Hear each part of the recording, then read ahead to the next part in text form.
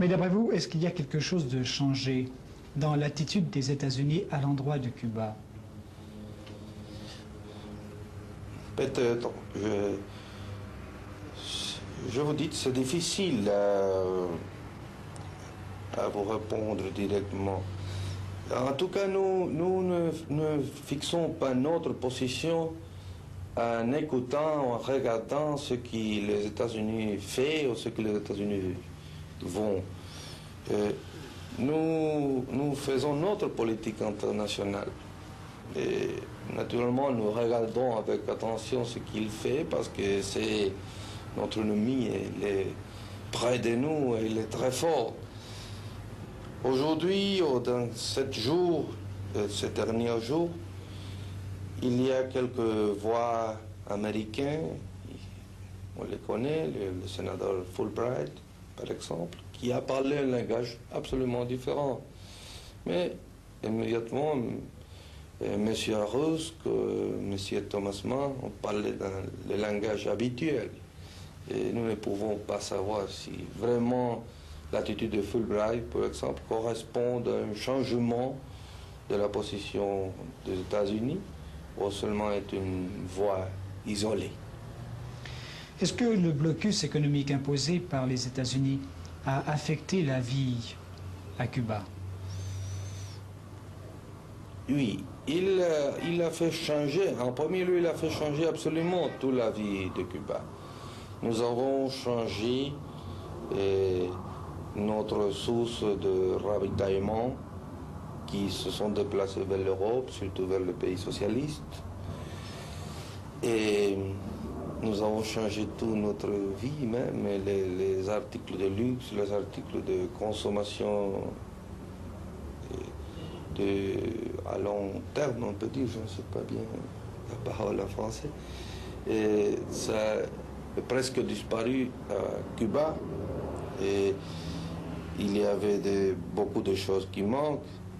Notre industrie ont passé par une période assez longue où il n'y avait pas de pièces de rechange. Ils s'arrêtaient quelquefois. Nous ne pouvons pas le mettre en fonctionnement. Mais cette condition même a forcé notre industrialisation dans la mécanique. Et dans ce moment, nous pouvons fournir presque tout le ravitaillement essentiel de type mécanique, c'est-à-dire des pièces de rechange, par notre propre main. Et naturellement, c'est que nous ne pouvons pas acheter dans des pays socialistes ou dans d'autres pays de l'Europe, parce qu'on doit considérer que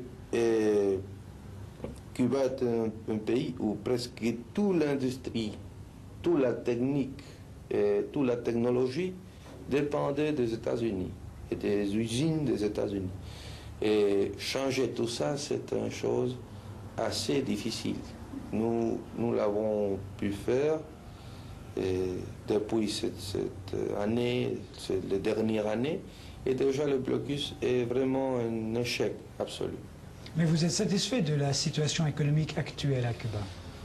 Non, jamais on ne peut pas être satisfait. Nous aspirons à beaucoup plus. Mais l'année passée a été l'année plus basse, surtout dans la première partie de l'année, où l'économie était dans le moment le plus bas. Et depuis ce moment, nous avons commencé à croître notre industrie, notre agriculture. Et ça, c'est on peut dire, la direction générale qui suit l'économie. C'est-à-dire un améliorement progressif, soutenu, ne pas une chose merveilleuse, malheureusement, mais chaque jour, on peut voir concrètement les choses qui nous faisons. Et ça, c'est encourageant pour le peuple. L'aide soviétique à Cuba, est-ce qu'elle vous est nécessaire? Naturellement qu'il est nécessaire. Je pense que l'aide de tout le peuple sont nécessaires. Et si vous parlez s'il est imprescindible, je pense que non. Mais on doit préciser bien ce qu'on appelle l'aide. Parce que toujours il y a quelques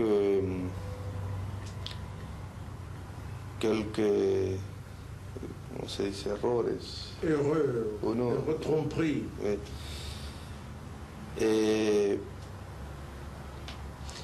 pour exemple, les Américains parlent de l'aide soviétique en considérant le commerce.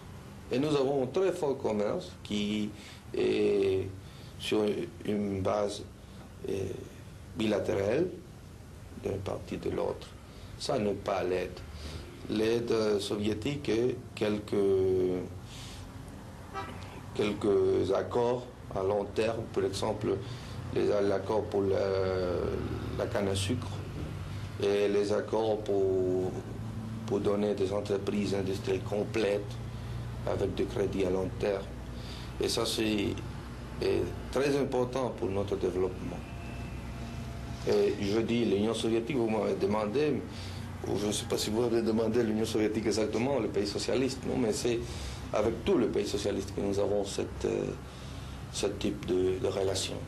Mais est-ce qu'il y a encore des soldats soviétiques à Cuba? Nous disons techniciens. Il y a, oui. Ils vous sont nécessaires? Ils sont notre professeur dans quelques domaines. Dans quel domaine? Dans le domaine de la technique supérieure de la défense. Nous avons fait tomber U-2. Ça seulement l'a fait l'Union soviétique, la Chine et nous. Et naturellement, c'est une technique très, très difficile. Nous ne les dominons pas jusqu'à ce moment. Quelle est la position de Cuba face au conflit qui oppose Moscou à Pékin? Nous, dans ces questions, nous les déplorons beaucoup. Nous ne parlons jusqu'à ce moment, nous ne parlons pas officiellement de ça. M. Khrouchtchev désire réunir une conférence communiste mondiale pour résoudre d'une façon ou d'une autre ce conflit. Si cette conférence a lieu, est-ce que Cuba y participera? Ça, cette question est frère de l'autre antérieur. Nous ne parlons pas de cette question jusqu'au moment opportun, en tout cas. Quels sont les rapports actuellement de Cuba avec le reste de l'Amérique latine? Bon, elles sont faibles. Nous avons des relations diplomatiques avec 5 pays. Et nous avons des relations commerciales avec 2 ou 3 seulement. Ils ne sont pas importants. Et le blocus américain s'est imposé aussi vers les pays de l'Amérique latine. Et je pense avec une effectivité meilleure que dans d'autres régions du monde. Et les pays américains nous ont condamnés à Punta del Este, à l'Uruguay, dans une conférence l'année 62. Nous sommes expulsés de l'Organisation des États américains.